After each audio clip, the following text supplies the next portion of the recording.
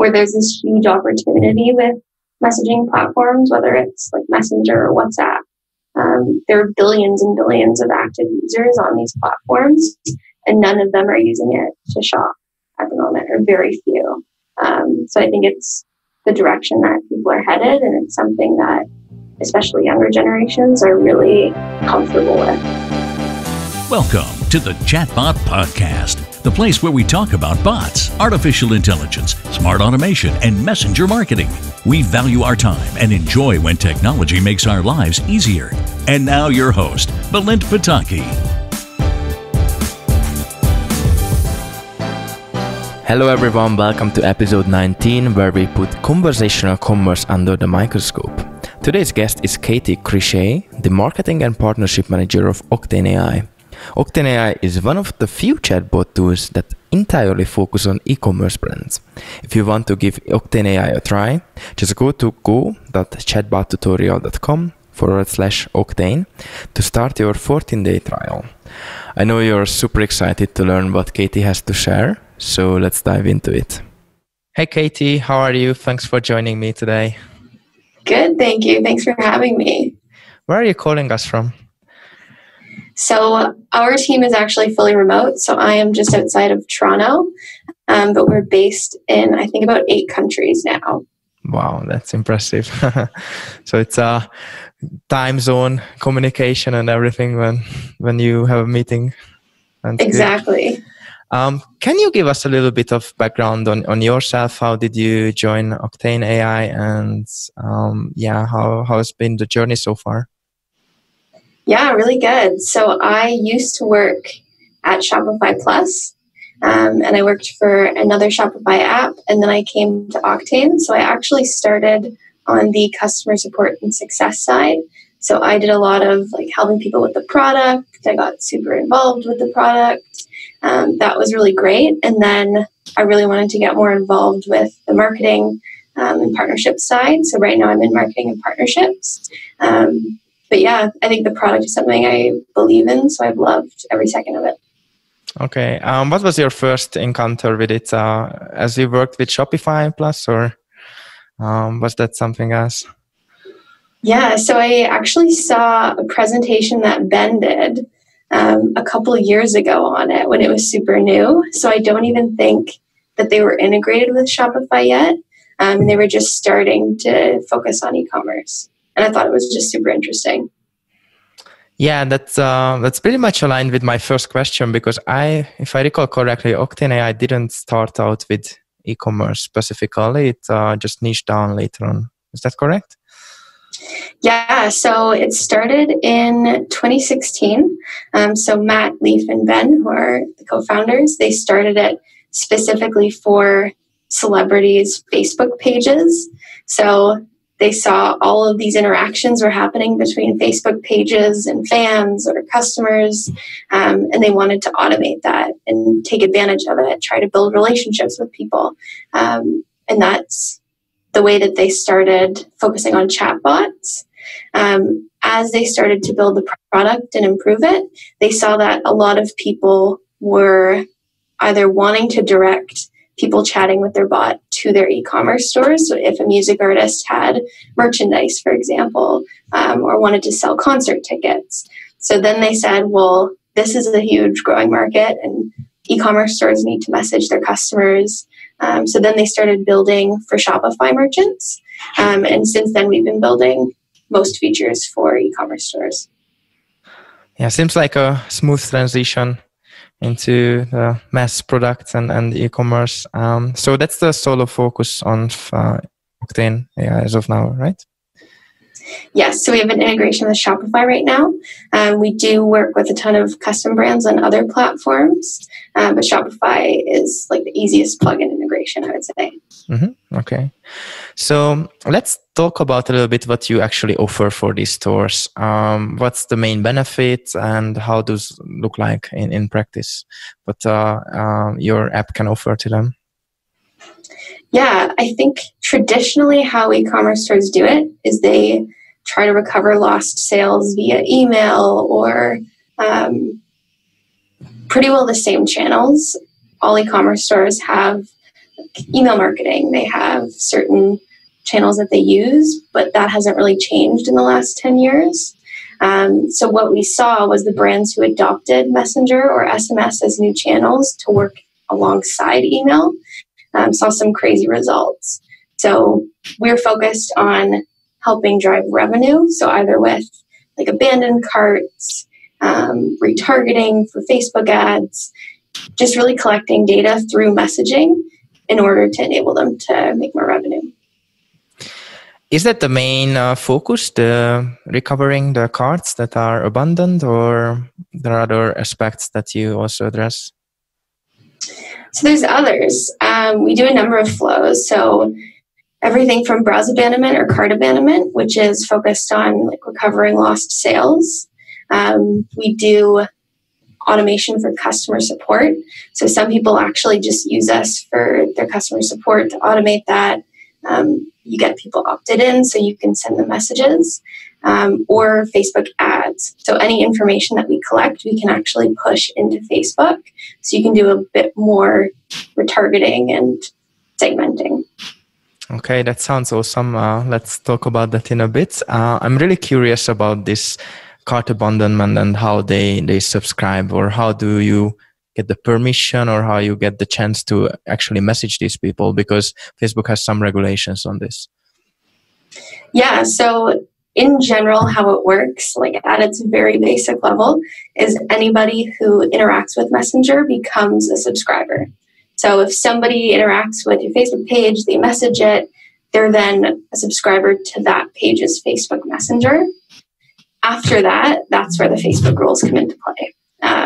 So they have right now what's called a 24+1 rule. So within 24 hours of somebody interacting with Facebook Messenger, you can send them an unlimited amount of messages. And then past that, you can send them a one-line message. So if you're a brand, for instance, and somebody starts chatting with Messenger on your site, and then after that 24-hour period, you want to send them a cart abandonment message, that message will be one line. And if they interact with that again, that period resets, and then you can send them messages again.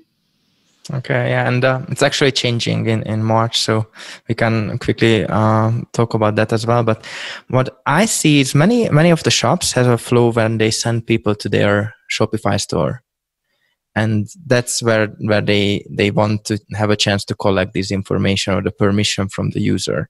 So do you have pop-ups? Do you have some sort of other solutions to get this permission, or how does that look like?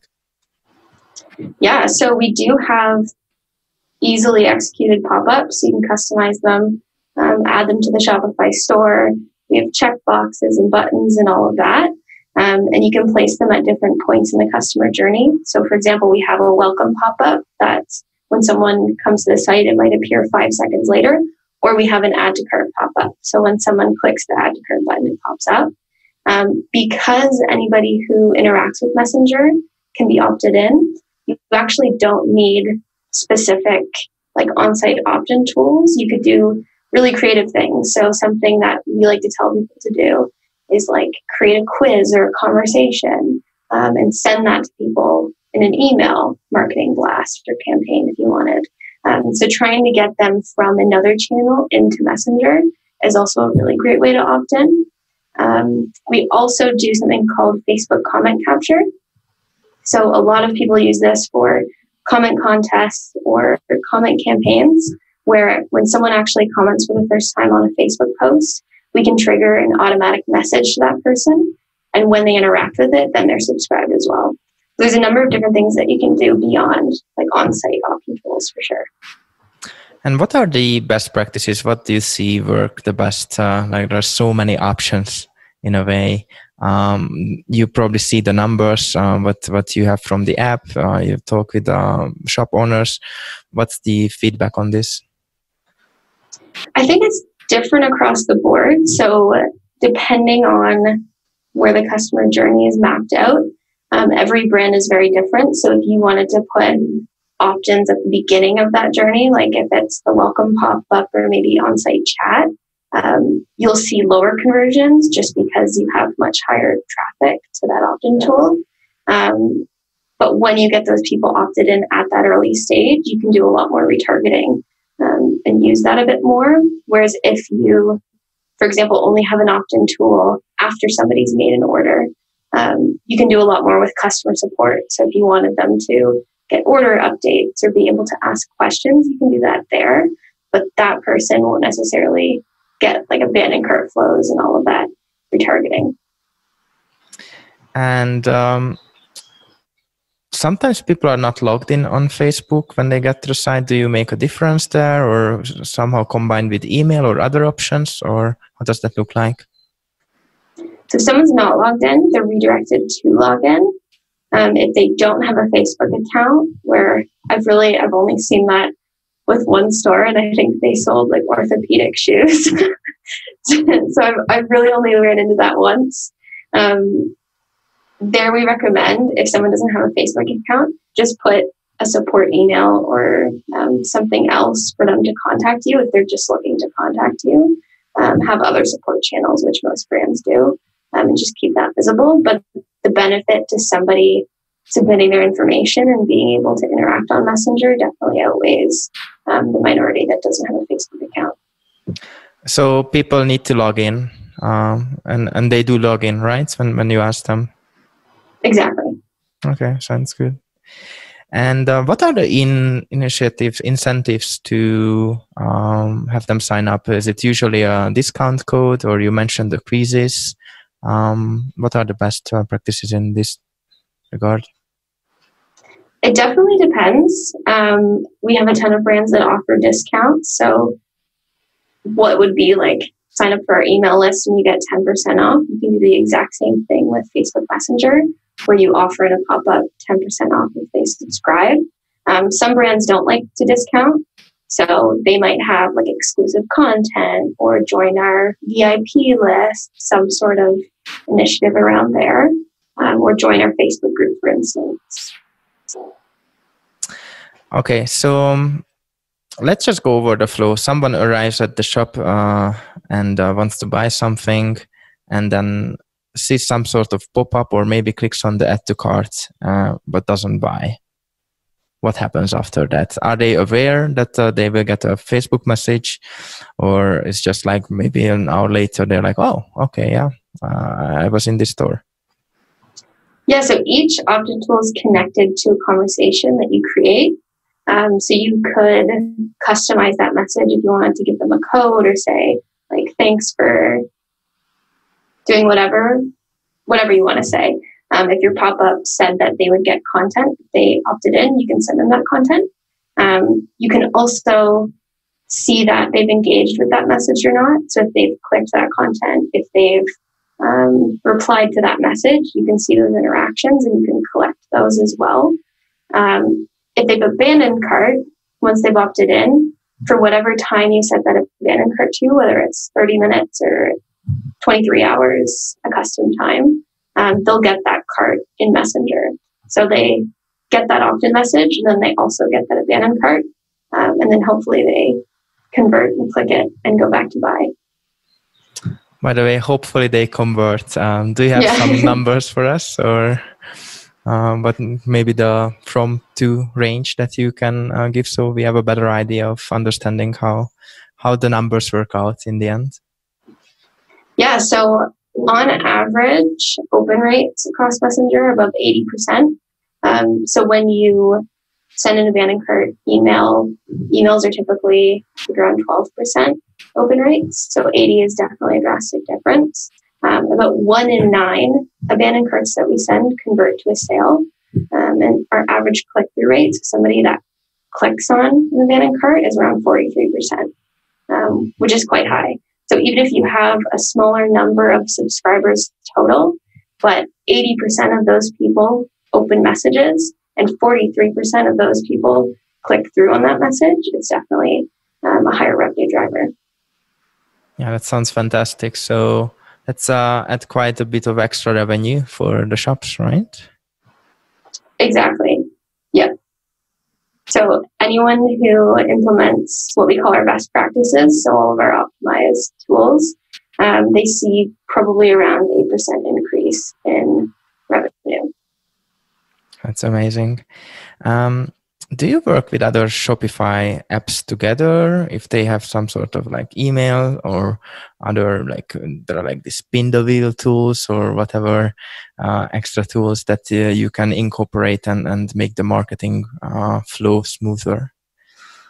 Yeah, so we integrate with a number of different apps. So that's something that we've thought about where at different points in the customer journey or depending on what type of business it is, we want to plug in seamlessly into that. So for example, if someone's using a Privy or a Just So You Know email pop-up, you can actually integrate us onto that email pop-up. If somebody's using Klaviyo for email, we can help collect emails, or you can actually identify our data within Klaviyo to segment, okay, this person's a Messenger subscriber. Don't send them an abandoned cart email, but I want to send them an abandoned cart message on Messenger. Another example is recharge. So we have a ton of subscription businesses. If you enable the recharge Octane AI integration, you can then send abandoned carts on Messenger or SMS for subscription products. Okay, so you combine SMS as well. Actually, I wanted to get to this topic a bit later when we talk about the changes of Facebook. Do you have any good case studies where someone, like you said, you have the best practices and you're happy when people implement it? So I guess that results in good case studies as well, right? Yeah, so we have a playbook. So our team actually spent like 4 months on it. We have a 250-page step-by-step playbook on how to implement literally all the campaigns you would ever need to implement for Messenger. It worked for a ton of different brands, so we have a ton of little case studies within that playbook. But it's at octaneai.com/playbook, and you can download it for free and implement it all. Do you have a favorite? You could just like quickly say what was like the use case or how did it work for that specific brand? Yeah, so one of our big focuses is click to messenger ads. So it's a type of Facebook ad where the call to action isn't just a link to a site, but it's actually a link to a Messenger conversation. So when someone clicks that ad and they open up that Messenger conversation, they're then opted in. So you can retarget them with Facebook messages instead of chasing them around with more Facebook ads. So Earthfed Muscle is one of our customers, and they actually switched their normal Facebook ads to click to Messenger, and they saw around 14 times their return on ad spend, which is a crazy result. Yeah, that's a nice number. Yeah. So you offer help with the Facebook ads from your app, or is it a little bit separate, or how does that work out in practice? Yeah, so you can create ads and set them live directly from our backend. We connect into Facebook advertising, so we push that information, and then we also let you view the analytics in our backend from Facebook advertising. So you can see the ads you create, what's the return on ad spend, click-through conversion, all of that. You can create the conversation directly from our backend and use that to connect the bot into Facebook advertising. Yeah, that sounds amazing because many of the platforms, it's a complex system with the Facebook ads. It's a different product, and then the Chatbot, it's a different product, and then putting together the numbers and the issues with connecting can be a little bit challenging for people who are not in the trenches all day. So exactly, I think we tried to make it really easy where you can literally just add an image, add a headline, like add all the basics to your ad. And if you know a ton about Facebook advertising, you can then go into Ads Manager and go nuts with the targeting. But we provide everything you need to create an ad. Okay. Actually, we have a community question from Facebook from Gorgeous, which is app which also integrates with Octane AI for live chat support, and they asked about best practices for this kind of ads, so the click-to-message ads. But what are the best practices here in terms of targeting, in terms of call to actions, or anything that you can tell us? Yeah, so when you're starting out, what we recommend is having what we call a prospecting ad, where you're trying to get new customers. So you're prospecting, you're using some data that you have within Facebook advertising, and you're trying to get new subscribers. Then we also recommend putting a retargeting ad up. So you're targeting people that might be current subscribers or current customers and just trying to get them to re-engage with the brand on Messenger.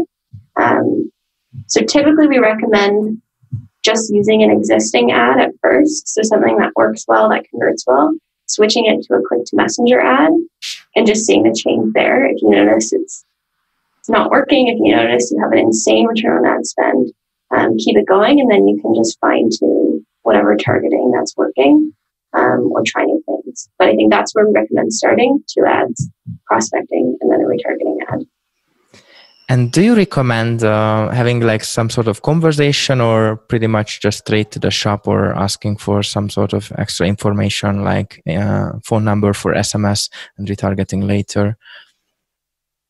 So for a prospecting ad, your best bet is probably to direct them to the shop in that first conversation. So if you're saying like, hey, thanks for clicking, something personalized, and then go to shop now. Or maybe you've created a product quiz and you want them to take it. For a retargeting ad, you could get insanely personalized. You could ask them how the product was that they bought. You could advertise a survey. You could advertise a quiz, something that's geared more towards your customers, just to be able to collect more information for more retargeting. Mm-hmm. Mm-hmm. That's awesome. And there is another ad product, the sponsored messages. And with the coming changes in March, which pretty much limits our ability to send out new messages in further in the future, this comes really relevant to many of the brands. Do you integrate with these as well? How do these work? If you have any numbers you can share, that would be lovely. Yeah, so sponsored messages are the same as a normal Facebook message. So you're sending a message to someone about a sale or a product launch, something like that. The difference is that it's a type of ad that has ad spend behind it. So it's the same ad bidding system that Facebook runs. And then you can actually send it to anybody who's engaged with the Facebook Messenger in the past. So we talk about that 24+1 Facebook rule. If you wanted to right now get past that +1 rule, you would send a sponsored message. The benefit to sponsored messages is that you can actually target them with Facebook targeting. So if you had all of these crazy segments set up in Facebook, or if you wanted to send like an insanely personalized message to somebody that you know likes this specific product, purchased at this specific date, you could send them a sponsored message to say, hey, thanks for purchasing, or hey, your subscription is about to renew, something like that. And we have information from Shopify as well, so we can make that connection between the specific user and these ads, right? So when the targeting. Exactly, yeah. So with us, you can create different lists that's using Messenger data, Shopify data. You can push that into Facebook advertising as custom audiences, they're called. And then you can use any extra Facebook targeting that you'd like. So like if you have a Facebook pixel on your site, anything like that. Amazing. Sounds great. So we have all the tools to get people into our Messenger list and then follow up with them as well. And Messenger is not only what you offer. There's SMS. How did SMS start? What were the ideas behind jumping on SMS as well? What are the differences between the two channels? Yeah, so SMS and Messenger are completely different channels. You need completely different opt-ins. There's completely different regulations. We just saw that customers were really asking for it.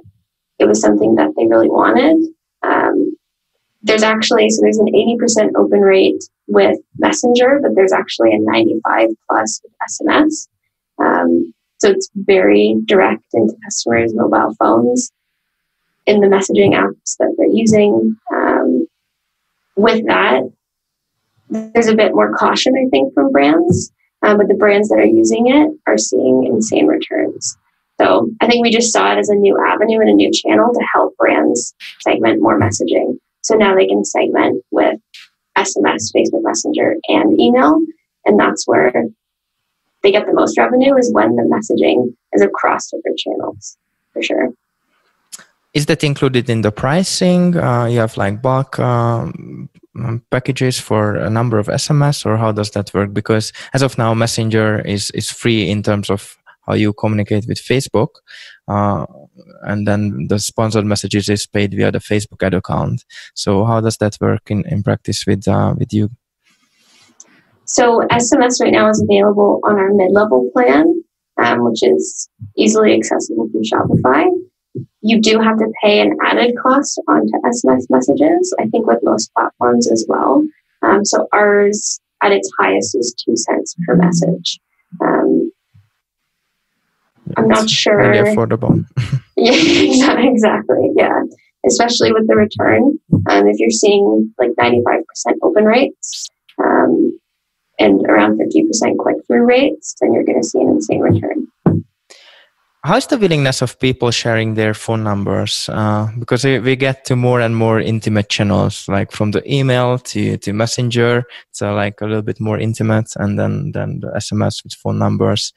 Do you see like a drop in some sort of like when you ask for the numbers?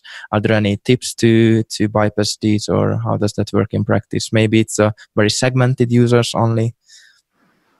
I think in general, if you're going to collect SMS subscribers, you want people that want to be messaged on SMS. Like, you don't want to collect 100,000 numbers where only 10,000 really know that they're opted in. You're going to see really high unsubscribe rates. You're going to probably make people really angry. It's just not a good experience. So any way that you can make it as explicit as possible to say, hey, we'd love to send you updates or exclusive deals on SMS, ask for their number. The other way that I've seen it done, which is cool, is to say, hey, we'd really like your number for marketing or updates, whatever you want to call it. But we only send 2 SMS messages a month. So then that customer who's opting in knows, okay, I'm not going to get a message every single day from this brand. I'm only going to get it twice a month, once a month, or maybe only on Black Friday. Yeah, that's a really good point, because often I see people like saying, oh, like the people get mad, or like what's happening. And every time it goes back to the expectations they set and it was not proper. So I think it's really crucial that you communicate it the right way. Definitely. I think if you have a list of 100,000 people where 80% of them are unsubscribing, you're losing those people forever. But if you have a list of 10,000 people where you're seeing those open rates and those click-through rates, you'll get real results from them, and you'll actually be able to message them where they want, improve that relationship, and see the results that you want, for sure. Okay. Back to the customer support side of things, you mentioned some brands, especially when they just only opt in after the purchase, the users, they're more reliant on the customer support. How does Octane AI help with that? How easy is to set up things? What are the machine learning or technical capabilities as of right now in 2020? Yeah, so that is where the AI piece comes into play. So you can set up what we call smart responses. So you set up a number of different keywords or phrases that someone might ask to the Facebook Messenger, whether they're messaging on your page or however they're interacting with your Messenger. You can set up different responses. So if they're asking for their return policy, you can add in 50 keywords on ways that people ask for a return policy, and then you can set up the correct response. So as you get more messages and as it starts to learn a little bit more, you can train it a bit more to understand what are the questions that you're getting. what are the responses that it needs to send, and alter basically what people are receiving. And the other thing that we actually just added was a time limit on responses. So if you didn't want somebody to receive the exact same message over and over and over again, if they're asking the same question, you can change that experience a little bit to make sure that they're getting varied responses, which is cool. Okay, so there's like just a variable that keeps it a little bit more diverse. Exactly. So it's not just like you type something and it says, we don't understand that. We don't understand that. Because I think that's where people are like, oh, now I'm talking to a bot and this is like a weird experience. By the way, talking to a bot, talking to a human, do you have like ways to integrate, for example, with other live chat platforms, or you just switch off the bot when a human takeover takes place, or how does that look like? So right now we integrate with both Reamaze and Gorgeous, which are customer support platforms. So how we integrate right now is if a question that somebody asks goes unanswered, like the bot can't understand it, it'll then send a ticket into Gorgeous or Reamaze for someone to answer from the customer support side. As it stands, you could send messages from the Facebook page still, and somebody won't know the difference because the bot is actually posing as the Facebook page, and if a human jumped in, they could send a message out to the Facebook page as well. And if someone is already in a chat with the user, and then the user says, "Thank you," for example, there could be an automated message by the bot.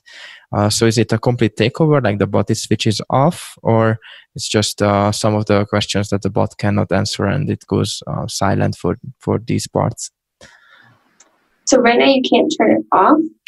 If somebody has customer support reps in and out of their Facebook inbox all of the time, we would probably recommend not using smart responses, just because the bot is trying to help. That's what it's designed to do. So if you don't want that, then that's definitely something to turn off.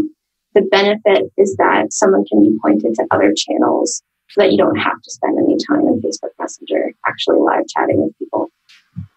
Okay, and if I know correctly, you have your own tech for that, for the smartness of things, right?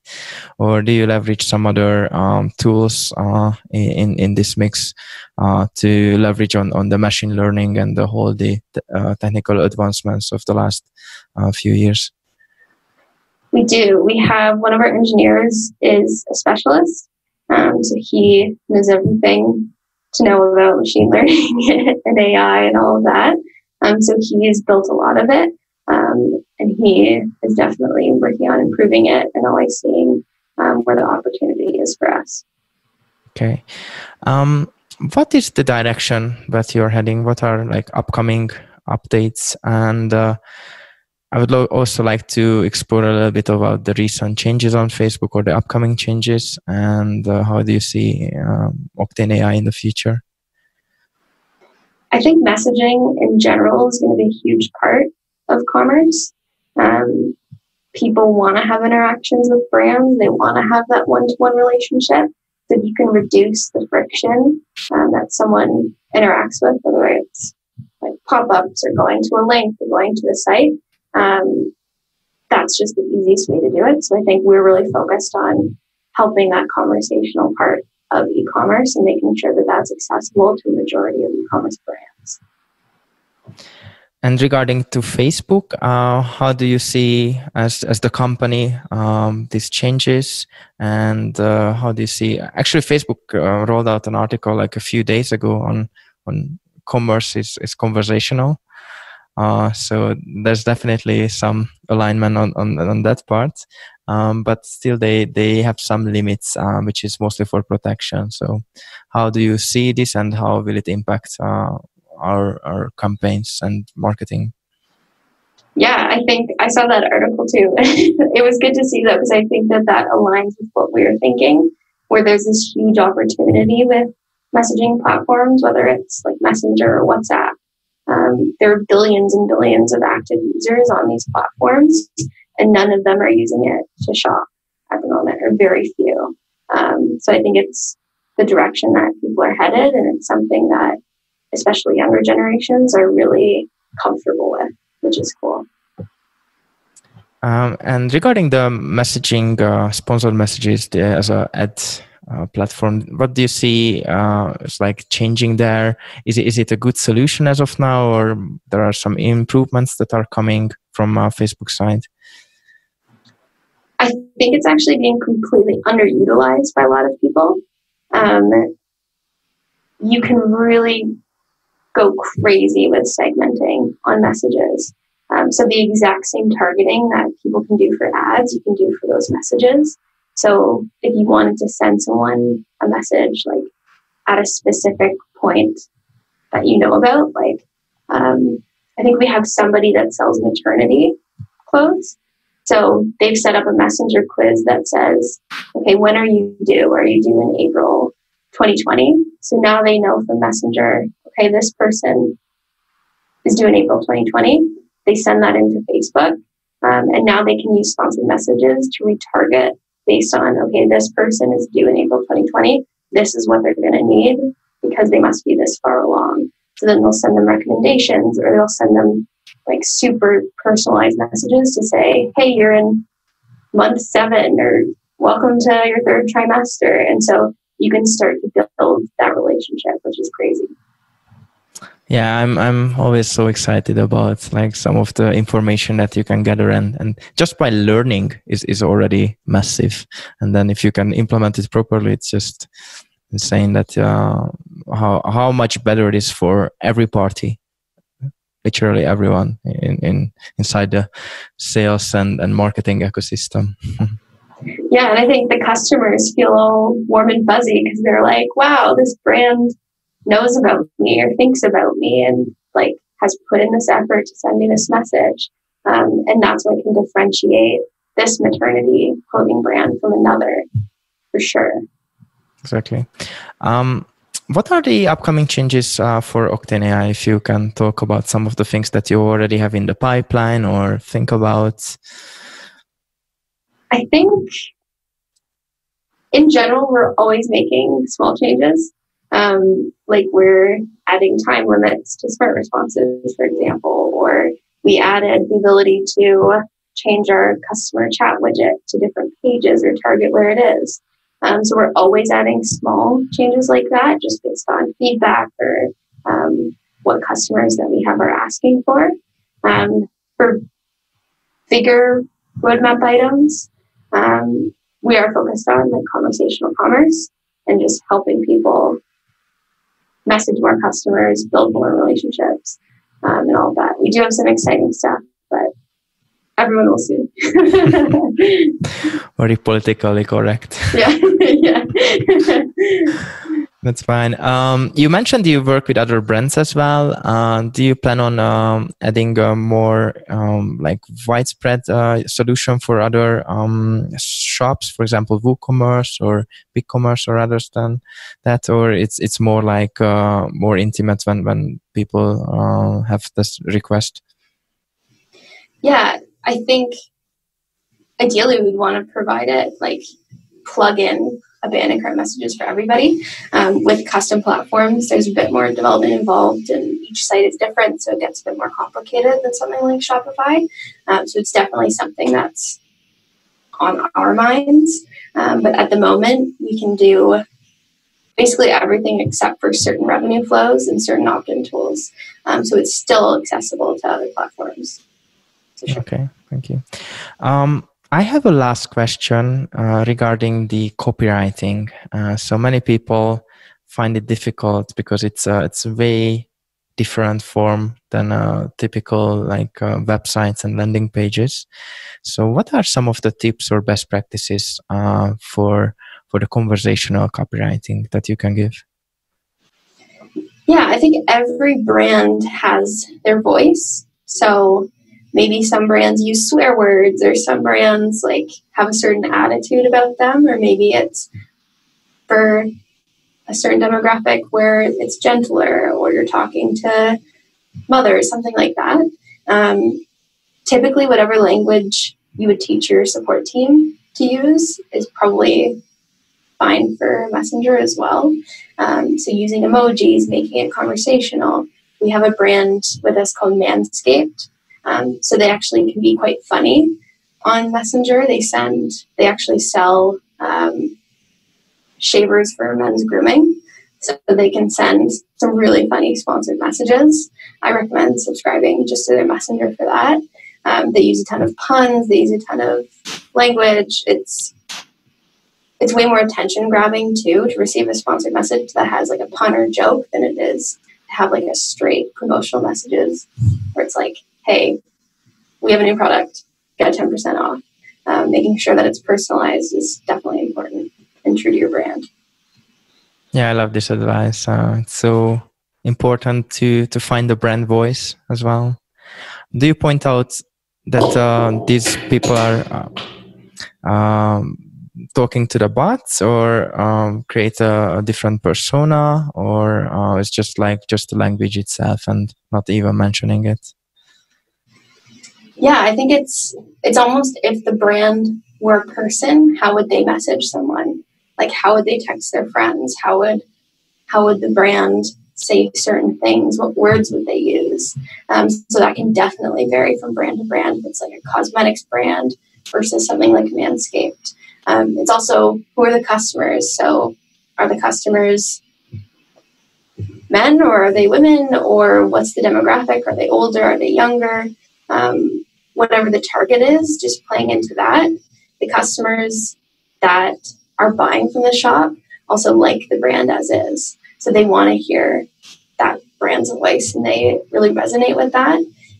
Customers, for example, I was talking with a brand that uses a bunch of like colorful language. They swear a ton. They have products that have swear words all over it.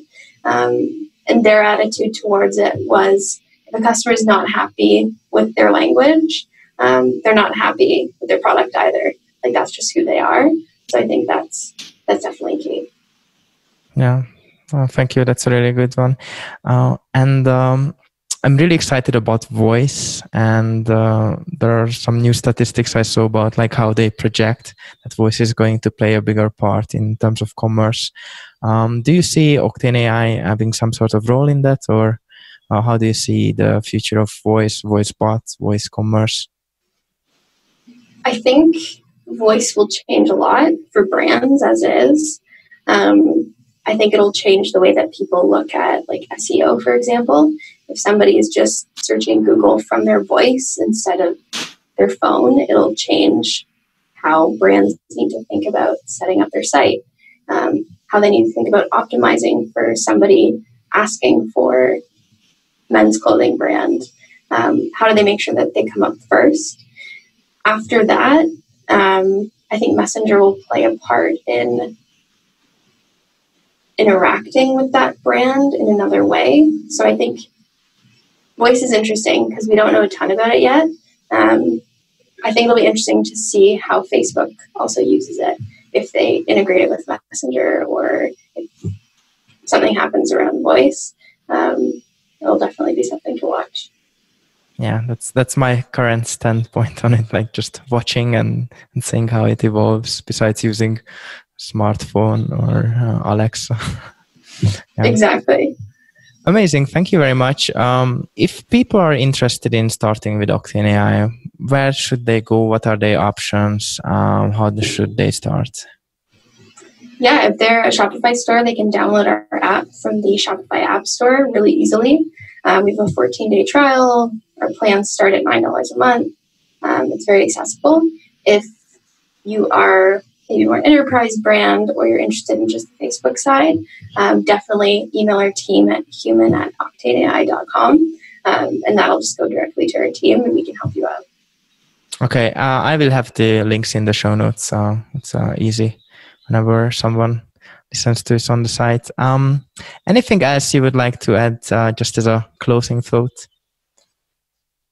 I don't think so. I think Messenger and SMS are two very underutilized channels.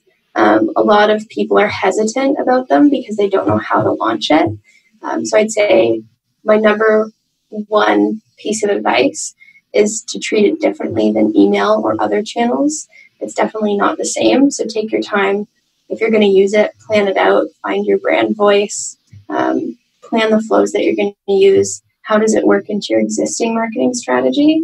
And then slowly start to execute it and see what happens. You can always change messaging, change ads, start to try new things. It's definitely something to play with. And profit. Exactly. And drive sales. Amazing. Yeah. Thank you very much. It was great having you on. And hopefully we can have another discussion later on about some of the advancements. Yeah, when voice comes out and yeah, something awesome. bigger changes. Thank you. Have a great day. Awesome. You too. Bye. I enjoyed learning how Octane AI sees conversational commerce now and also in the future. I hope you also have some great takeaways from this chat. If you're interested in the show notes and other episodes, just go to chatbottutorial.com/podcast. And if you want to try out Octane AI for free, just head over to go.chatbottutorial.com/Octane and start your 14-day free trial. If you need any help with the setup, please don't hesitate to reach out to me. Until next time. Thanks for joining the Chatbot Podcast. If you enjoyed the show, don't forget to rate us on iTunes and share it with others.